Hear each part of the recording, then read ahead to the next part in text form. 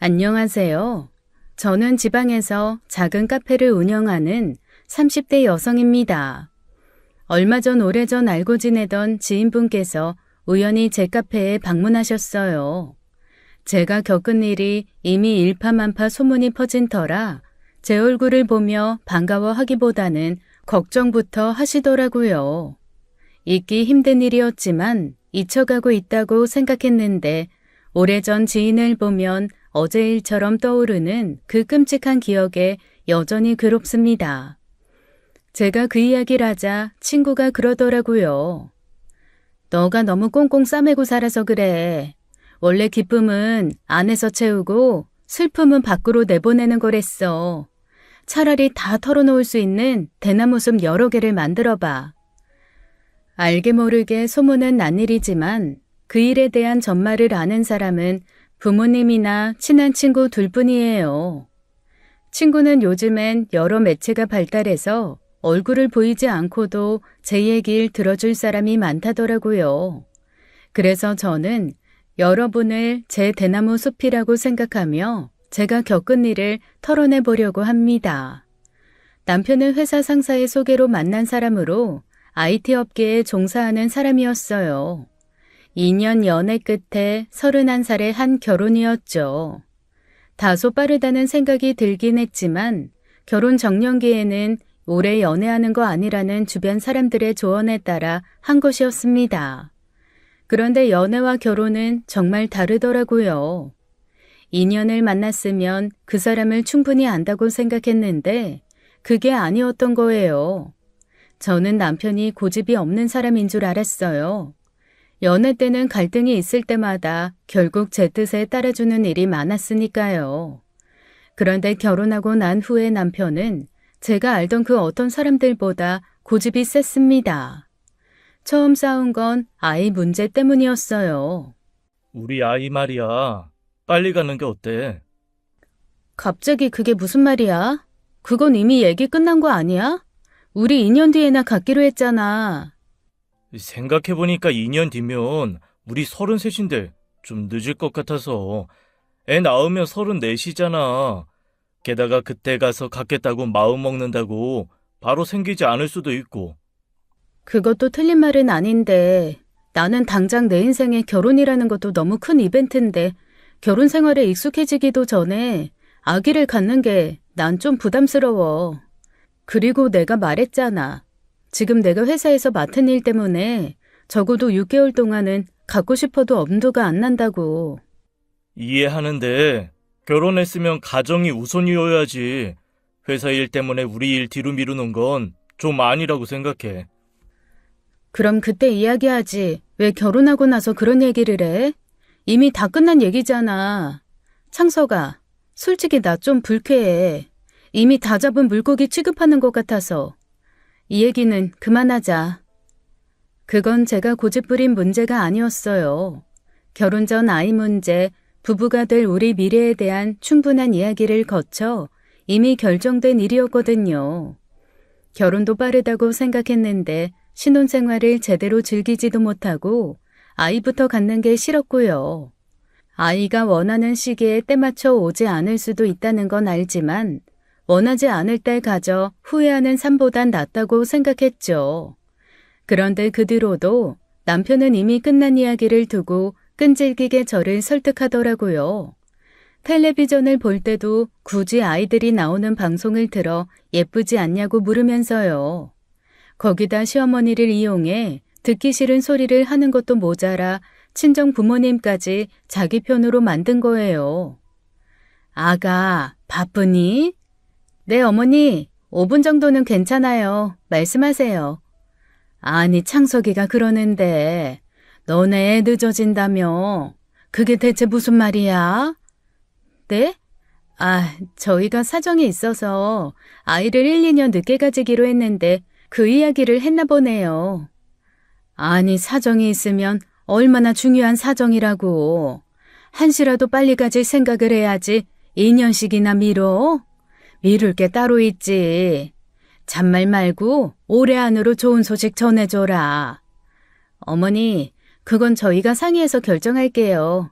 그렇게 쉽게 결정할 수 있는 문제가 아니라서요. 아니, 너 내 말을 뭘로 들은 거야? 아무리 중요한 사정도 이세만큼 중요한 건 없는 거야. 나는 창석이 22에 낳았다. 애 늦게 낳아봐야 좋을 거 하나도 없어. 같이 상의해 결정한 일을 마치 제가 독단적으로 그렇게 한 것처럼 전달한 거예요. 신혼 초부터 애 문제로 스트레스를 받을 거라곤 상상도 하지 못했죠. 그러다 엄마 전화까지 받고 폭발해버린 겁니다. 윤서야, 창석이 말이 틀린 것도 아니잖아. 요즘 애들 아무리 결혼도 늦고 애도 늦게 갖는다지만 너 지금 애 갖는 것도 그렇게 빠르다고 볼 수는 없어. 괜히 애는 한 살이라도 젊을 때 낳아야 한다는 줄 알아? 늦게 애 낳으면 몸이 안 따라줘서 너도 고생이야. 아, 엄마까지 왜 그래? 어머님 하시는 말씀도 짜증나는데 창석이가 엄마한테도 연락한 거야? 그거 이미 우리끼리 다 끝낸 얘기야. 지금 당장 애 가지면 일도 그만둬야 하는데 그거 책임은 진대? 외벌이로 책임질 수 있는 능력이나 있으면 몰라. 그러지 말고 다시 한번 생각해봐. 엄마랑 아빠도 얼른 너 닮은 아기도 보고 싶고 그래. 저는 혼자 오랫동안 고심했습니다. 결혼 전과 다르게 손바닥 뒤집듯 말을 바꾸는 남자와 더 먼 미래를 함께할 수 있는지요. 결혼 전에는 뭐든 제 뜻에 맞춰줬으니 결혼했지. 그때와 같은 행동을 하면 제가 그렇게 쉽게 결혼했겠나요? 신혼여행에 다녀온 지 한 달 만에 이혼을 고민하게 될 줄은 꿈에도 몰랐습니다. 이혼이라는 말이 목 끝까지 차오를 무렵 남편이 왔는데 자기가 버려놓은 행동이 있으니 제 눈치를 살피더라고요. 왜 불도 안 켜고 그러고 있어? 저녁은 먹었어? 좀 앉아봐. 왜? 아이, 혹시 장모님한테 연락 받았어? 왜 자꾸 말을 바꿔? 내가 그 얘기 그만하자고 했지. 윤서야, 내가 오죽했으면 그래. 그때는 나도 네가 하는 말도 맞다고 생각해서 그냥 그렇게 넘어간 거지만 다시 생각해보니까 생각이 바뀌어서 그래. 무조건 결혼 전에 한 이야기라고 해서 바꾸지 말라는 법도 없잖아. 때에 따라서 상황도 바뀔 수 있는 건데. 그럼 죽이 되든 밥이 되든 나를 설득할 생각을 해야지. 왜 자꾸 어머님이랑 우리 집에까지 연락해서 날 괴롭혀? 내가 어머님의 엄마 전화까지 받고 얼마나 황당하고 열받았는 줄 알아? 미안해. 아니, 나는 도저히 너를 설득시킬 수 없을 것 같아 그랬지. 너 한 번 결정한 거 어지간해선 안 바꾸잖아. 윤서야, 내가 더 잘할게. 결혼하니까 빨리 아빠 되고 싶은 욕심이 커져서 그래.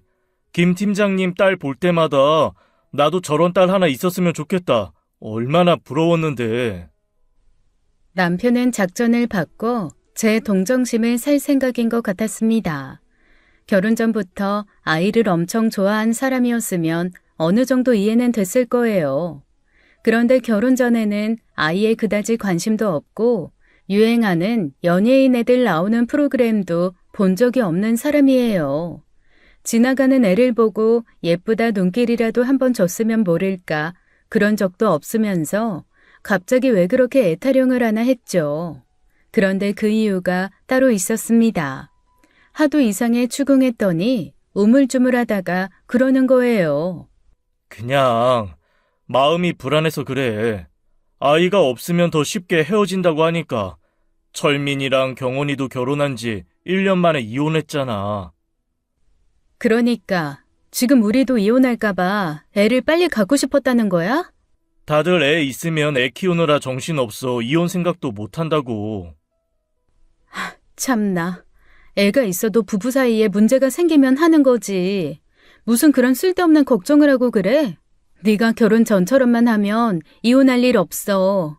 이렇게 화장실 들어갈 때랑 나올 때 다른 사람처럼 말이나 바꾸지 마. 남편에게 그렇게 따끔하게 일침을 놓았지만 그 대화를 나눈 이후로 저도 마음이 좀 편치는 않더라고요. 남편이 그런 불안이 있는 줄은 몰랐거든요. 그렇게 이야기를 마무리했는데 그 이후로도 좀 의기소침해 있는 것 같은 모습에 결국 마음이 흔들리고 말았죠. 남도 아니고 사랑해서 결혼한 남편이 그런 모습을 보이는데 어떤 여자가 마음이 약해지지 않겠어요. 결국 첫 번째 결혼 기념일이 오기도 전에 아이를 갖게 되었습니다. 그때는 임신만 하면 모든 문제가 해결될 줄만 알았어요. 그게 또 다른 문제를 불러오는 일인 줄도 모르고요. 바쁜 회사 일이 끝난 후에 임신이 된 거라 다행이다 싶었는데 예상치 못하게 빠른 휴직을 하게 되었습니다. 입덧이 해도 너무 심했거든요. 그게 또 사람마다 엄청 다르다면서요. 저희 엄마도 저나 오빠를 가졌을 때 유난스러운 입덧은 없었다고 했는데 저는 너무 심했습니다. 한창 심할 때는 물비린내에 구역질이 날 정도라 코 막고 겨우 물을 마시곤 했어요. 제가 너무 힘들어하니 친구가 그러더라고요. 우리 언니도 임신했을 때 물을 좀 가리긴 하더라. 그래서 형부가 편의점에서 생수를 종류별로 사다 줬거든. 물맛이 다 거기서 거기지 싶었는데 언니 그때 완전히 물 감별사 됐잖아. 너도 입에 맞는 물이라도 찾아 마셔봐. 친구의 권유에 따라 저도 편의점에 찾아가서 물을 종류별로 찾아서 마셨어요. 다행히 그중 속에 잘 받아주는 물이 있었던 거예요. 물이 한 방울도 빠짐없이 온몸에 스며드는 그 기분을 지금도 잊지 못해요. 마치 오랫동안 사막을 걷다 오아시스를 만난 여행자의 기분이 그랬을 겁니다. 그 후로 그 물을 왕창 주문해 쌓아두었는데 그걸 보고 남편이 그러는 거예요. 좀 오버 아니야? 뭐? 아니, 물에서 냄새가 나긴 무슨 냄새가 난다고. 정수기 물이 제일 깨끗한데 이렇게까지 해야 돼? 플라스틱 용기에 담은 물은 미세 플라스틱도 나온다는데 재활용도 너무 많이 나오잖아. 못 먹겠는데 어떡해. 나라고 뭐 이렇게 하고 싶은 줄 알아? 그리고 뭐? 오바? 하, 너는 지금 내 꼴을 보고도 그런 말이 나와? 입덧이 시작한 후 체중이 5kg 가까이 빠지면서 보는 사람마다 걱정을 샀던 시기였어요. 사람이 그 지경이 됐으면 어떻게든 뭐라도 먹일 생각을 해야지 그 상황에 미세 플라스틱 타령을 할 수가 있나요? 임신으로 힘든 건 저뿐이고 애가 나올 때까지 그저 기다리기만 하면 되는 남편이 그 정도도 이해 못 해주니 너무 서러웠습니다. 뒤늦게 사과는 받았지만 임신해서 서러운 건 평생 간다고 하잖아요. 그게 지금도 생각나 자다가도 생각나더라고요. 그거 하나뿐이면 제가 말도 안 합니다. 입덧이 끝나니 이제 미친 듯이 식욕이 당기는데 못 먹던 음식이 그렇게 생각나더라고요. 제가 임신 전에는 내장류는 손도 못 댔어요. 곱창, 전골, 막창, 순대, 간 그런 거요. 그런데 무심결에 지나가다 맡은 그 냄새가 어찌나 끌리던지 한동안 엄청나게 먹었죠. 원래 좋아하던 음식에 못 먹었던 음식까지 먹으니 입덧으로 빠진 살이 배로 찐 거예요. 그렇다고 말도 못하게 찐 건 아니었고 임신 전보다 7, 8kg 정도였어요. 그런데 그걸 보고 남편이 또 그러는 겁니다. 윤서야, 살이 좀 붙은 것 같은데 너무 찌지 마. 네 새언니도 보니까 나중에 고생 좀 하더라. 그쵸, 장모님. 윤서 요즘 너무 쪘다니까요. 아무리 임신했어도 해도 그렇지. 요즘 집에 들어가면 깜짝깜짝 놀라요. 집 잘못 찾아간 줄 알고. 장모님이 한 소리 좀 해주세요. 아무리 그래도 여자가 몸이 이러면 안 되잖아요. 지금 무슨 소리 하는 거야? 여자가 몸이 이러면 안 되잖아요? 당신 지금 말 다 했어? 어? 아니, 나는 윤서 너 건강이 걱정되고 그래서 그렇지. 아이고 창서가 그래도 말을 그렇게 하면 안 되지. 남편은 아무리 살이 쪄도 좀 보듬어주고 그래야지. 내가 한마디 했다고 네가 두마디 세마디 하면 되겠어? 저 인간 지금도 그 모양인데 20kg씩 찌면 바람이라도 나겠구나 싶더라고요. 아이를 가지면 부부간의 유대감이 더 깊어지고 신뢰가 쌓인다는데 저는 임신 주수가 찰수록 저런 사람과 아이를 키우는 게 맞나 그런 의문이 들었습니다.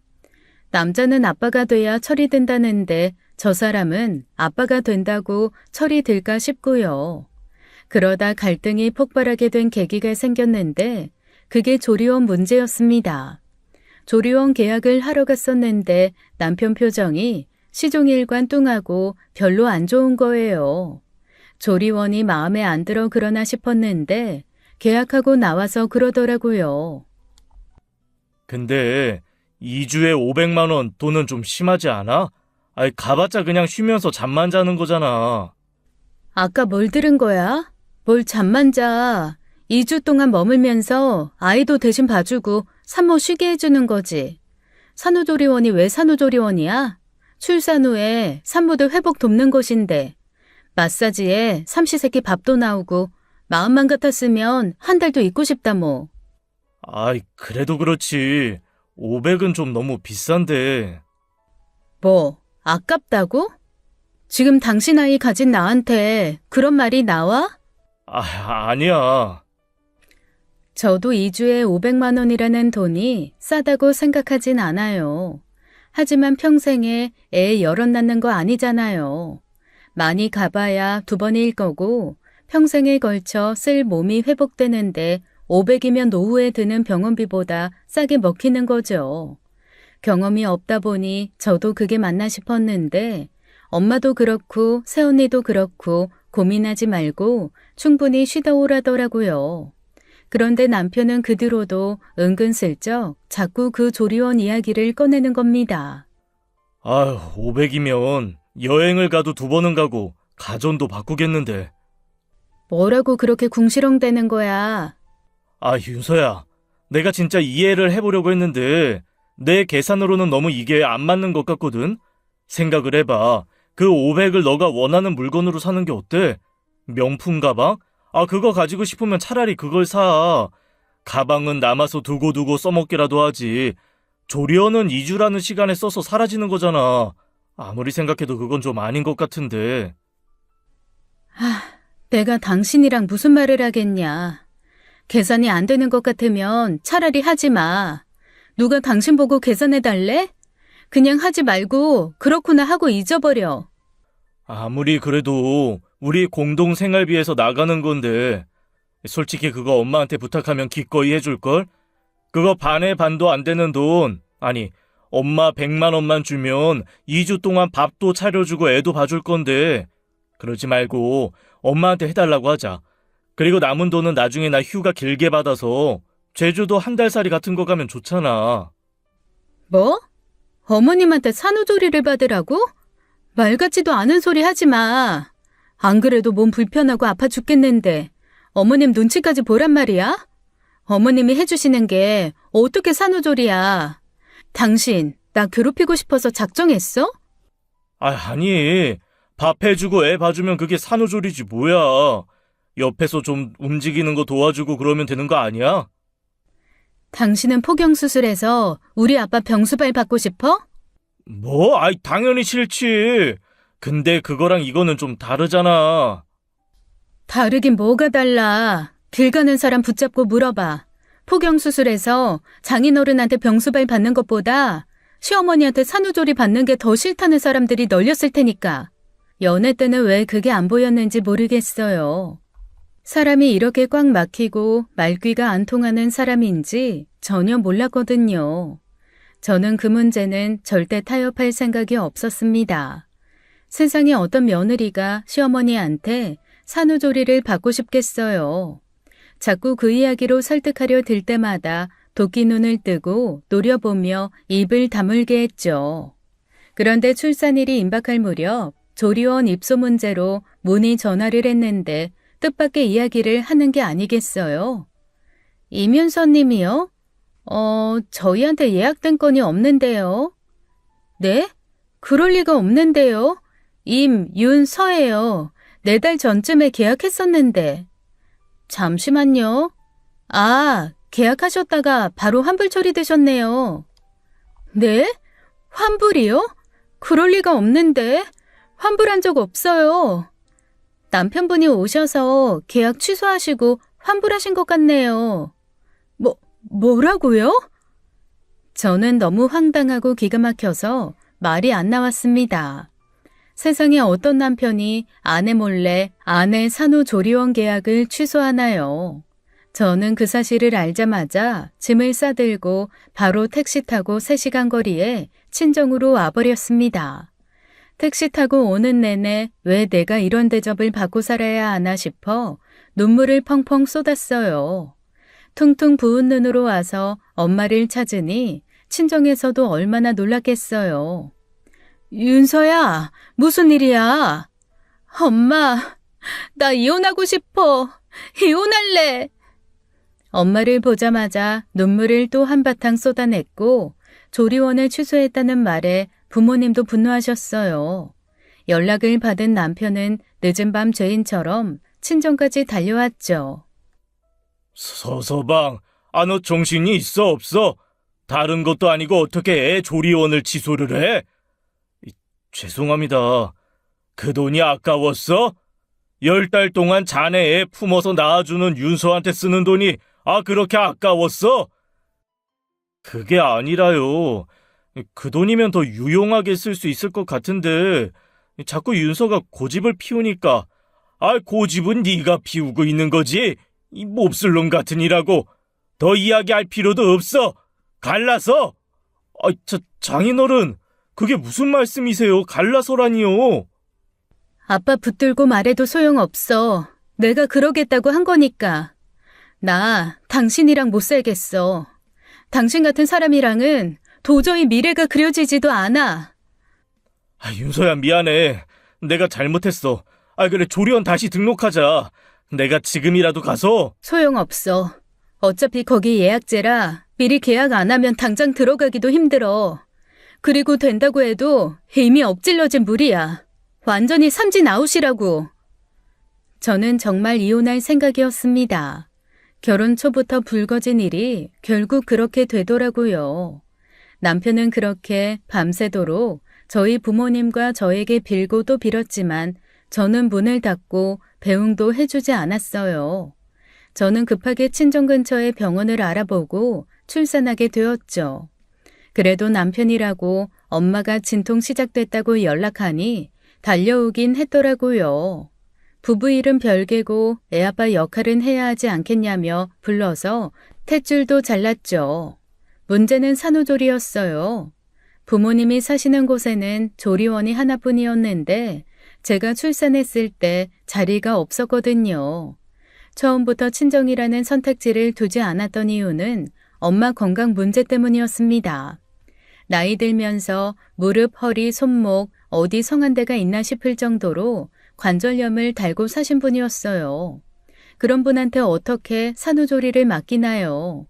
결국 죽이 되든 밥이 되든 저 혼자 해결해야 하는 문제였는데 애를 낳고 나니 문득 열이 받는 겁니다. 애를 가지고도 낳고도 결국 힘든 건 저잖아요. 남편한테 열받는다고 친정에서 그러고 있으면 결국 부모님 고생이지 남편은 편한 거고요. 그래서 일단 저는 집으로 돌아온 거예요. 남편은 애 낳고 마음이 변해 기회를 준 거라고 생각하는데 어림도 없는 소리였죠. 그 500으로 도우미 불러줘. 24시간 상주하는 도우미로 2주 가득 채워서 쓸 거야. 산후도우미? 알았어. 내가 알아보고 내일 바로 올 수 있게 할게. 당장 애를 품에 안고 있어야 하는 제가 산후도우미를 어떻게 알아보고 불렀겠어요. 남편한테도 육아를 하게 하려고 온 것이니 남편을 써먹은 거죠. 이혼카드까지 꺼낸 마당에 감히 허튼 생각을 할까 싶기도 했고요. 그런데 답이 없는 사람이더라고요. 다음날 집에 온 사람이 누구였을 것 같나요? 바로 시어머니였습니다. 그것도 시아버지도 함께 오셨더라고요. 아이고, 우리 장손 인물이 아주 훤하네, 훤해. 사진이 우리 장손 인물을 못 담아. 어머님은 기가 막혀 얼빠져 있는 잭에서 아이를 데려가 품에 안으셨어요. 애 낳느라 고생했다 말 한마디는커녕 제 얼굴을 제대로 보지도 않더라고요. 이래서 시어머니는 시어머니다 싶어 남편 쪽으로는 정내미가 뚝뚝 떨어졌죠. 그래도 조리해주러 왔다가 미역국을 한 솥을 끓여놓고 애도 봐주시긴 했습니다. 화낼 힘도 없어 그냥 어머님이 하시는 대로 지켜보기만 했어요. 그런데 저는 가만히 앉아있고 본인만 분주하게 움직이는 게 싫으셨는지 굳이 안 해도 될 말까지 하시는 거예요. 참 요즘 애들 편하지. 우리 때는 이게 말이 안 되거든. 너 산후조리원 간다고 했다며? 굳이 수백이나 들여서 뭘 거기까지 가니? 요즘 애들 진짜 유난이지 유난이야. 집에서 푹 쉬면 그만일걸. 나 때는 3일 쉬면 충분히 쉬었다 그랬다. 우리 어머니 때는 네 시아버지 낳고 밥 갈았다고 나 3일 쉬는 것도 그렇게 눈치 주더라. 근데 너 봐라. 내가 너 위해서 미역국도 끓여주고 앉혀놓고 너네 집 바닥도 쓸고 닦아주고 이게 조리지 뭐 다른 게 조리야? 제가 원치 않는 방문에 대단히 뭐라도 챙겨주시는 것처럼 구시는데 그저 내내만 했어요. 그리고 퇴근에 돌아온 남편 불러다 한 소리 했죠. 왜 어머님 불렀냐고 따져 묻지도 않았어요. 내가 도우미가 필요했던 건 정말 아무것도 안 하고 충분히 쉬고 싶어서였어. 그러니까 나 그렇게 할 거야. 그렇게 알아둬. 그래, 그렇게 하라고 엄마 부른 거잖아. 이거야말로 누이 좋고 매부 좋은 거지. 너는 편해서 좋고 엄마는 용돈 받아 좋은 거. 남편은 제가 결국 자기 뜻대로 해주기로 했다고 생각하는지 싱글벙글 하더라고요. 진짜 작정하고 받는 산후조리가 뭔지도 모르면서요. 저는 그때부터 바로 아이는 어머님께 맡겼습니다. 새언니한테 물어보니 조리원 가면 하루에 아이는 1시간 정도만 본다더라고요. 나머지 시간은 온전히 산모를 위한 시간으로 쓰고요. 대신 제 돈으로 하루에 한 번 오는 마사지사는 따로 고용했습니다. 다른 건 몰라도 어머님한테 그걸 부탁드릴 수는 없으니까요. 밥은 삼시세끼 방으로 가져다 달라고 말씀드렸고 화장실이 딸린 안방에서 꼼짝도 하지 않았습니다. 처음에는 제 요구를 기가 막혀 하면서도 남편이랑 이야기를 했는지 순순히 들어주시더라고요. 그런데 어머님도 나이가 있는데 거진 하루 종일 신생아를 보는 게 얼마나 힘이 드셨겠어요. 하루도 못 가 결국 저한테 한 소리 하시는 겁니다. 너 나 부리냐? 응? 시어머니를 부려? 아니 얘가 엄마가 애를 데리고 있어야지. 왜 내가 애까지 봐야 하는 건데? 애 봐주고 살림해주고 밥까지 차려바치고 아주 상전 이런 상전도 따로 없지. 너 내가 무슨 로봇인 줄 알아? 저한테 그러지 마시고 창석 씨한테 가서 말씀하세요. 애 대신 봐주고 삼시세끼 해다주고 쉬려고 계약한 조리원 취소한 건 창석 씨니까요. 창석 씨가 어머님한테 돈 주고 고생시키면 된다고 했는데 왜 저한테 그러세요? 뭐야? 아무리 그랬다고 해도 그렇지. 너는 어떻게 시험이 어려운 줄을 모르고 이렇게 부려먹어? 그러니까 창석 씨한테 가서 말씀하시라고요. 조리원이 안 되면 24시간 상주 도우미라도 불러달라고 했더니 어머님 부른 거예요. 저 진짜 아무것도 안 하고 조리원에 있듯이 쉬겠다고 했더니 얼마든지 그러라고 어머니 다 시키라고 한 게 어머님 아들이라고요. 어머님은 열받아 시뻘개진 얼굴로 일하는 남편에게 전화해 엄청나게 쏟아부었습니다. 내가 너네 집 개인 줄 아냐? 어디 엄마를 그렇게 써먹으라고 하냐? 아들 새끼 키워봐야 소용없다더니 지 엄마 알기를 아주 개통으로 본다면서요. 그러고는 그냥 집으로 가버리셨어요. 그래서인지 퇴근한 남편 표정도 말도 못하게 안 좋더라고요. 아이, 윤서 너는 엄마한테 어떻게 했길래 엄마가 그렇게 화를 내고 가? 어떻게 하긴 뭘 어떻게 해. 내가 그랬잖아. 아무것도 안 한다고. 아이, 진짜 너도 너무 유도리 없는 거 아니야? 적당히 해야지. 아무리 그래도 우리 엄마인데. 저는 남편의 불만이 시작되자마자 남편한테 아이를 떠넘기듯 안겨주고 안방 문을 잠가버렸습니다. 뭐 하는 거야? 서진이를 나한테 맡기면 어떡해? 어머님 안 계시니까 오늘 밤엔 당신이 봐. 그러게 내가 24시간 산후도우미 불러달라고 했잖아. 그거 안 부른 건 결국 이런 결과도 예상하고 한 거 아니야? 냉장고에 유축해놓은 모유 있으니까 그거 데워 먹여. 나머지는 내가 카톡으로 정리해서 보내줄게. 아, 진짜. 나 내일 출근이라고. 야, 이윤서. 여보. 남편이 애타게 문을 두드렸지만 저는 문을 열어주지 않았어요. 남편이 무슨 수로 그 작은 신생아를 보겠어요. 저도 경험이 없지만 남편은 아이 태어난 후로 쳐다보고 몇 번 안아준 게 전부인데요. 애 우는 소리가 밤늦게까지 이어졌고 결국 문 앞에 와서 사정을 하는 겁니다. 알았어. 내가 내일 당장 산후조리사 불러줄게. 그러니까 제발 서진이 좀 달래봐. 남편에게 아이를 맡긴 지 고작 2시간 만에 일어난 일이었죠. 어머님은 하루, 남편은 2시간 만에 백기를 든 겁니다. 다음 날부터는 산후조리사가 함께 지내면서 아이를 봐주셨어요.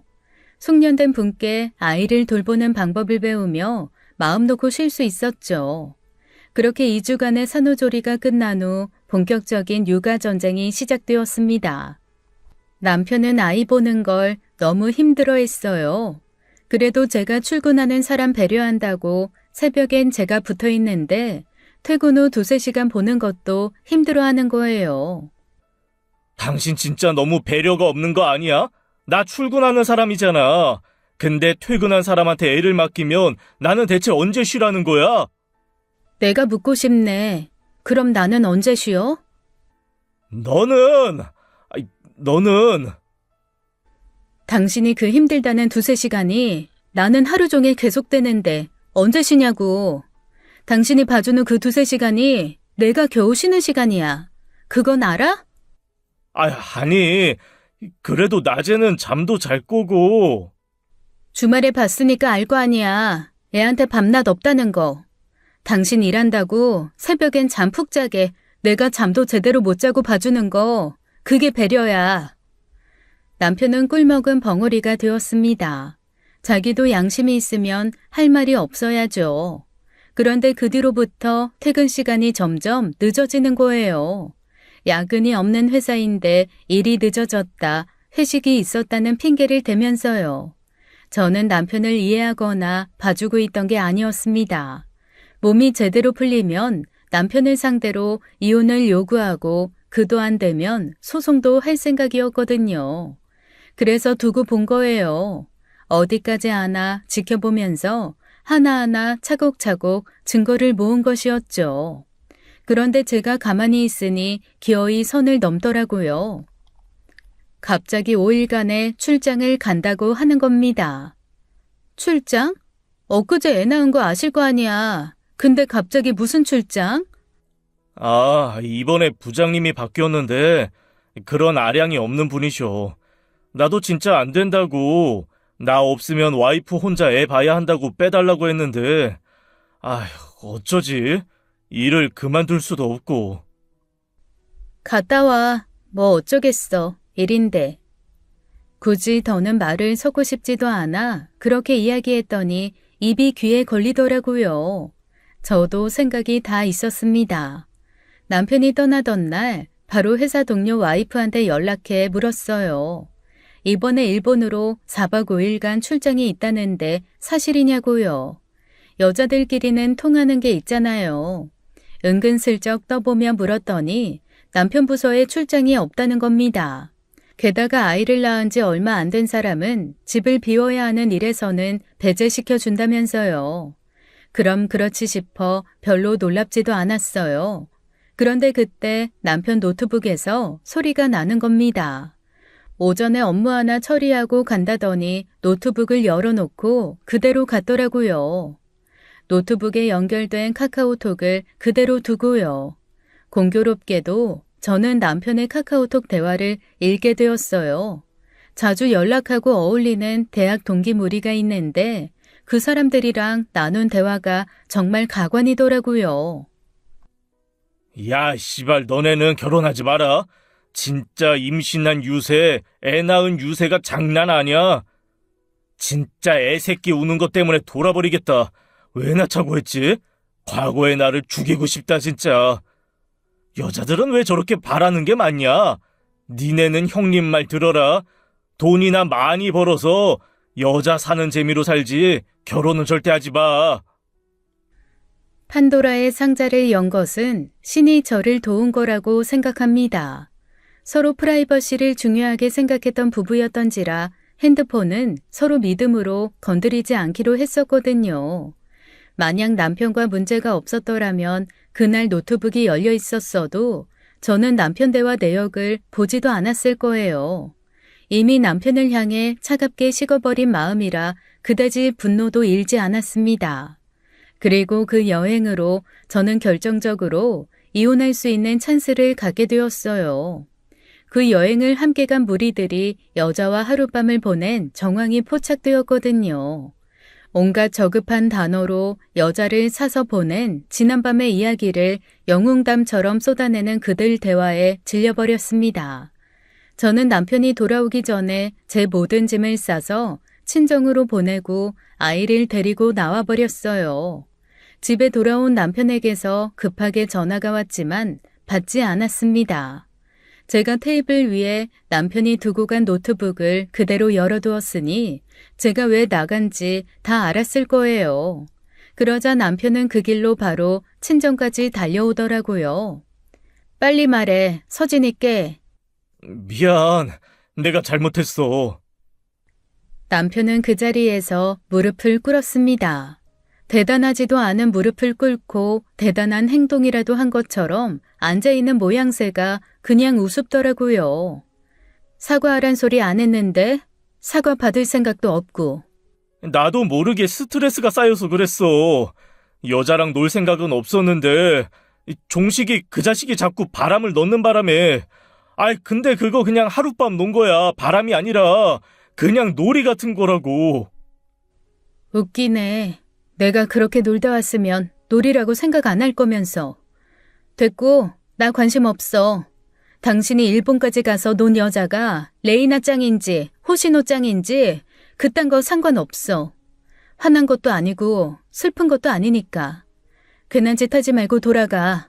이혼 서류는 화장대 서랍에 놓고 왔으니까 알아서 제출하고. 여보, 잘못했다고 했잖아. 한 번은 봐줄 수 있는 거 아니야? 실수야. 그냥 한순간에 나도 스트레스 받아서 그런 거라고. 실수인지 아닌지는 네가 정하는 게 아니라 내가 정하는 거야. 나 더는 참기 싫어. 지금 참아주면 10년, 20년을 참고 살아야 할 것 같은데 그렇게 병신같이 살기도 싫고 서진이한테 그런 모습 보여주느니 그냥 애한테 왜 자기만 아빠 없냐고 원망 듣고 사는 게 더 나아. 괜히 힘 빼지 마. 난 전부터 생각하고 결정 끝낸 거니까. 남편도 느꼈을 거예요. 제 목소리에는 그 어떤 애정도 감정도 느껴지지 않았을 테니까요. 단순한 호소와 설득으로 해결하기엔 너무 멀리 와버렸다는 것도요. 한 달 정도 시간을 줬지만 남편은 이혼 서류를 작성하지 않았습니다. 결국 저는 소송을 할 수밖에 없었어요. 소송이 시작되자 남편은 자기한테 불리한 싸움이라고 생각했는지 결국 합의를 해주었죠. 하지만 이혼했다고 해서 다 끝난 게 아니었습니다. 면접 교섭으로 꽤 골치가 아팠는데 일주일에 한 번을 고집하더라고요. 애 문제는 부부 문제와는 별개라 어쩔 수 없이 그렇게 합의해야 했고요. 이혼 후 시어머니도 남편도 없이 하는 육아는 오히려 쉬웠습니다. 밤에 잠을 못 자도 저 생각해주는 부모님 아래에서 육아하는 건 다르더라고요. 남편은 자기 힘든 것만 생각하며 어떻게든 집에 늦게 들어오려고 하고 주말에도 애를 보려고 하지 않았는데요. 그럴 거면 애는 왜 그렇게 빨리 갖자고 했는지 생각이 그렇게 짧은 사람인 줄 알았으면 시작도 안 했을 겁니다. 문제는 전 남편이 애를 핑계로 주말마다 찾아온다는 것이었어요. 연애 때 제가 정말 좋아해서 즐겨 먹던 피자가 있는데 시키지도 않았는데 그걸 사오는 거예요. 결혼 후에도 한 번도 그 집에 먼저 가잔 소리도 안 했으면서요. 어느 날은 꽃다발, 어느 날은 과일, 또 어느 날은 음식, 아주 어지간한 정성이 아니었습니다. 그만 가져와. 받지도 않는 걸 왜 자꾸 내밀어? 나는 우리 아직 끝났다고 생각하지 않아. 내가 잘할게, 윤서야. 우리 다시 시작하자, 응? 부부로 살던 사람들이 이혼하면 끝인 거지. 뭘 아니래? 난 끝났으니까 그만해. 이런 식으로 부담 주면 아무리 서진이 문제래도 그냥 안 넘어가. 너 왜 그렇게 매정해? 사람이 실수할 수도 있잖아. 그래도 우리가 한때 사랑했던 사이고 내가 서진이 아빠인데 이 정도 했으면 기회를 줘야 하는 거 아니야? 창서가, 우리가 한때 사랑했던 사이도 맞고 네가 서진이 아빠인 건 맞는데 너한테 다시 기회를 주려면 더 필요한 전제가 있잖아. 사랑. 난 이제 사랑하지 않아. 과거의 관계와 아이 아빠라는 이유로 내가 너랑 살아야 돼? 그만 좀 해. 너는 자꾸 내가 너한테 기회를 안 줬다고 하는데 잘 생각해봐. 난 아무리 생각해도 결혼 후부터 너한테 여러 차례 기회를 준 것 같거든? 현실을 좀 받아들이자, 어? 전 남편이 정성을 보일 때마다 여지를 준 적은 한 번도 없습니다. 저 생각해서 사왔다는 것들은 바로 거절했고 아이만 보여주었으니까요. 하지만 전 남편도 정말 끈질겼어요. 아이 면접 때문에 왔으면 애나 보고 가지 애는 제대로 보지도 않고 어느 날은 또 이상한 소리를 하더라고요. 윤서, 너 살 좀 빠진 것 같네. 원래 몸무게로 돌아간 거야. 애 낳고 애 키우다 보니까. 너 만나는 남자 있는 거 아니야? 서진이 키우느라 눈코 뜰 새도 없는데 무슨 남자? 장모님 계시는데 시간이야 만들 수 있지. 참나. 내가 하는 말은 정말 코로 들었구나. 내가 미쳤다고 아픈 엄마한테 애 맡기고 남자 만나러 다니겠어? 내가 뭐 누구 같은 줄 알아? 아니면 됐고. 그리고 내가 남자를 만나든 외계인을 만나든 뭔 상관인데? 난 기회 있으면 괜찮은 남자 만나서 재혼도 할 거야. 그러니까 창석이 너도 괜히 엄한 데 힘쓰지 말고 결혼하고 싶으면 다른 여자나 알아봐. 그때 전 남편은 아무 말도 하지 않았습니다. 의미를 알 수 없는 표정으로 커피잔을 바라보고 있을 뿐이었어요. 그때 전 남편이 무슨 생각을 했는지 알았더라면 그런 끔찍한 일은 일어나지 않았을지도 몰라요. 제가 한때 사랑했던 사람이 그렇게 다른 사람처럼 잔인한 일을 벌일 줄은 꿈에도 몰랐으니까요. 아이 돌이 지나고 어느 날 아빠가 그러더라고요. 서진이 어린이집에 맡기고 너도 이제 일해. 나가서 일하는 거 좋아하는 애가 언제까지 애만 보고 집에 있을 거야? 제대로 걷기 시작하면 나나 네 엄마가 봐줄 수 있으니까 걱정하지 말고. 안 그래도 서진이 어린이집 들어가면 일 시작하려고 생각은 하고 있었어. 근데 전처럼 회사에 다니는 건 힘들 것 같아. 아무리 엄마랑 아빠가 봐준다고 해도 서진이한테 무슨 일 생기면 바로바로 시간을 낼 수 있어야 하니까. 그리고 내가 낳은 애 문제로 엄마랑 아빠한테 부담 주고 싶지도 않아. 그래서 저는 고민 끝에 카페를 차리기로 했습니다. 이혼 후 친정으로 내려오게 되면서 휴직한 회사는 퇴사를 결정해 퇴직금이 있었고 재산 분할과 위자료로 받은 돈도 있었거든요. 모자란 돈은 아빠가 채워주시면서 고향에 작은 카페를 열 수 있게 된 거예요. 제 소식을 들은 고향에 있던 친구가 인테리어 회사를 한다는 친구를 소개해 주었어요. 그날은 전 남편이 아이를 만나러 오는 날이었는데 아빠한테 대신 나가달라고 하고 그 사람을 만나러 나왔죠. 그런데 알고 보니 그 사람이 저랑 초등학교 때 동창인 겁니다. 고향이다 보니 서로 그런 일도 있었던 거예요. 반가운 마음에 사무실을 나와 카페에서 커피 한잔 하는데 어떻게 알았는지 전 남편이 거길 나타난 게 아니겠어요? 이민서, 너 지금 여기서 뭐해? 아, 깜짝이야. 어떻게 알고 찾아온 거야? 서진이는 봤어? 저기요, 얘 애 엄마인 줄 알고 만납니까? 네? 아, 네. 애가 하나 있다고 하긴 하던데. 아, 애 엄마여도 상관없다? 근데 어쩌지? 나는 애 아빠라 상관 있는데? 순식간에 벌어진 일이었어요. 갑자기 남편이 그 친구의 멱살을 잡고 일으켜 세우는 겁니다. 소스라치게 놀라 남편 팔을 때리고 꼬집고 했어요. 너 미쳤어? 당장 이거 안 나? 누구 마음대로 남자를 만나, 누구 마음대로? 서진이가 있는데 애 엄마가 부끄럽지도 않냐? 내가 경고하는데 한 번만 더 윤석 그런 눈으로 쳐다보면 그 눈깔 다 뽑아버릴 줄 알아? 알았어? 카페에서 그 난동을 부리고 전 남편은 씩씩거리며 제 손목을 잡고 나가버렸어요. 정말 말도 못한 분노와 경멸, 증오를 느꼈죠. 친구에게 미안하기도 하고 창피하기도 해서 나오자마자 남편의 정강이부터 후려쳤습니다. 야, 이 미친 새끼야. 너 돌았냐? 돌았어? 아이씨, 그러게 누가 남자 만나래? 내가 말했지. 내가 남자를 만나든 외계인을 만나든 그건 내 자유야. 너가 참견할 일 아니라고. 아, 진짜. 걔는 친구야. 내 일 때문에 만난 애라고. 결혼도 하고 애도 있는 애한테 미안해서 어떻게 하냔 말이야. 남녀 사이에 친구가 어딨어? 남자들 속 다 뻔하지. 네가 남자를 몰라. 너 내 눈앞에 나타나지 마. 앞으로 서진이도 아빠한테 보낼 테니까 그렇게 알아. 한 번만 더 이따위 일하면 내가 무슨 수를 써서든 양육권도 빼앗을 테니까 그렇게 알라고. 저는 그렇게 경고로 쏘아붙이고 돌아왔어요.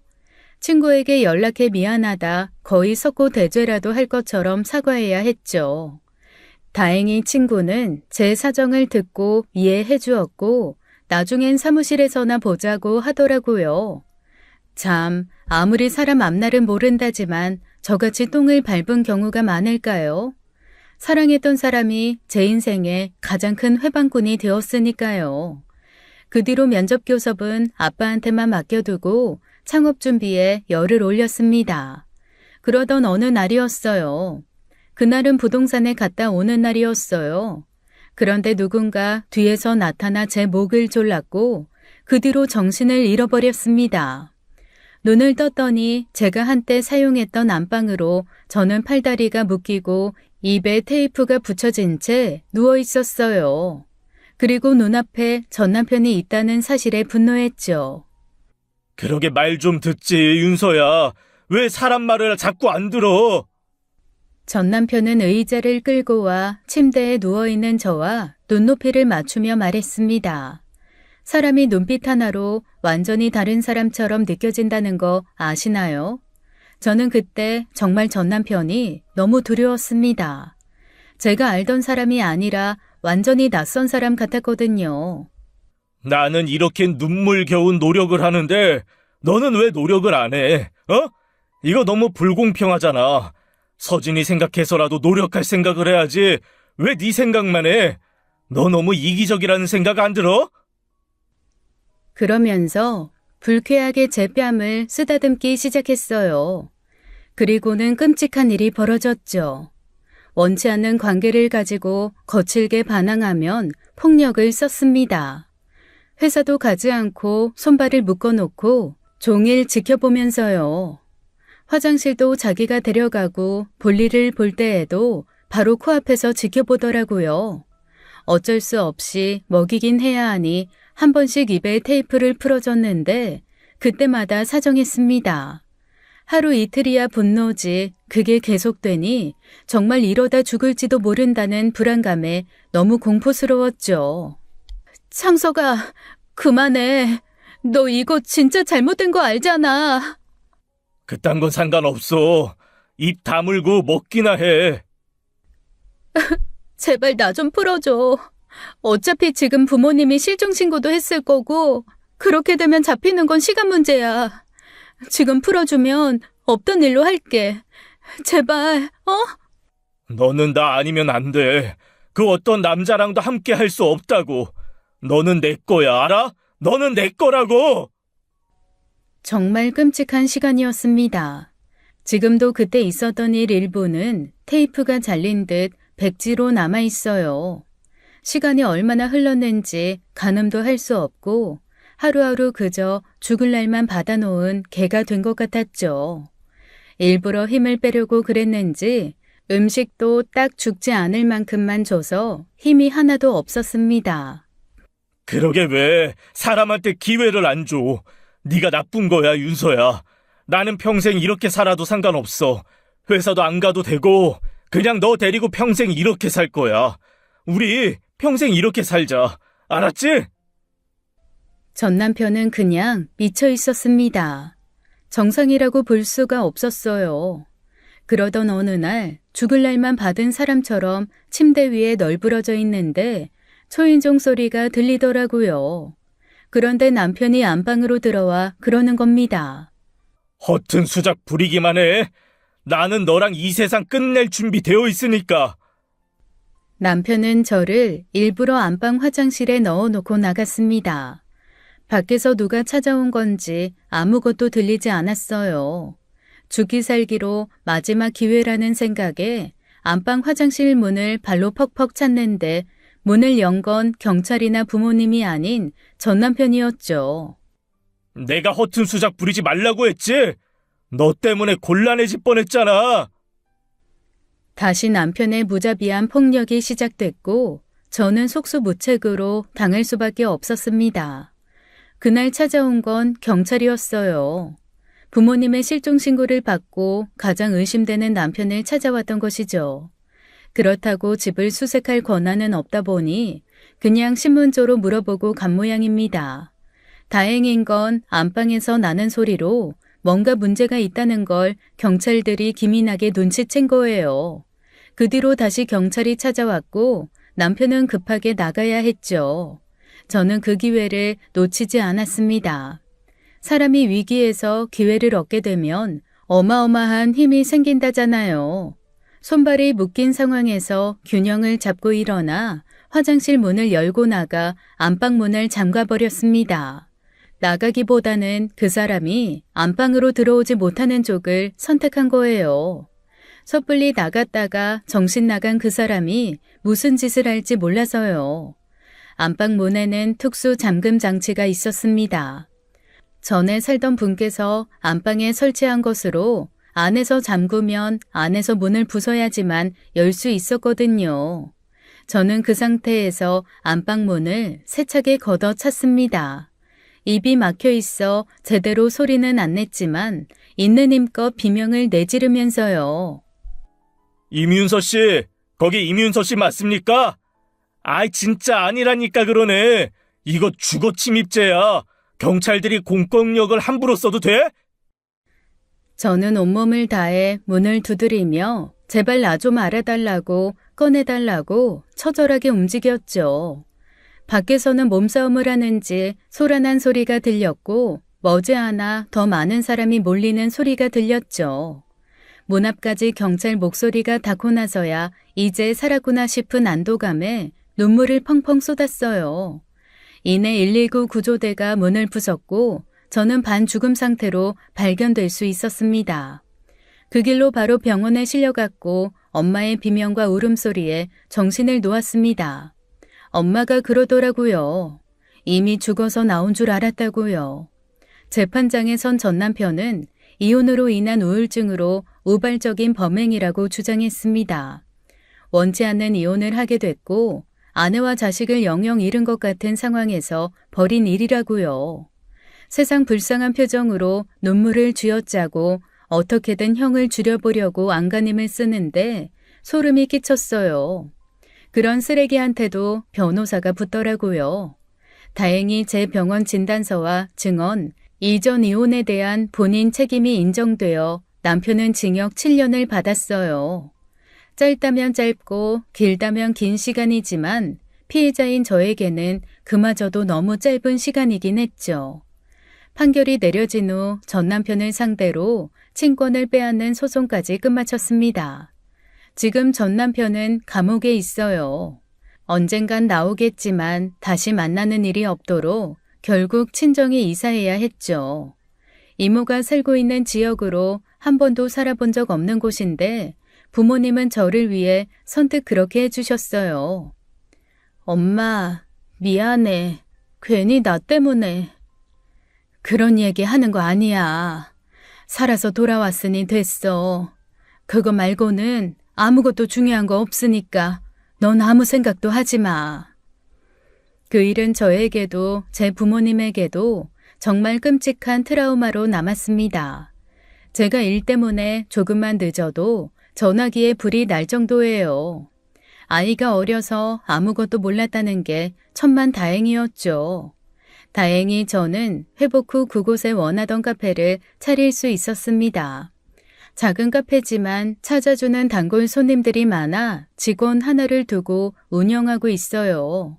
아무것도 모른 채 잘 자란 제 아들의 웃는 얼굴을 볼 수 있는 하루하루가 얼마나 귀한지 모릅니다.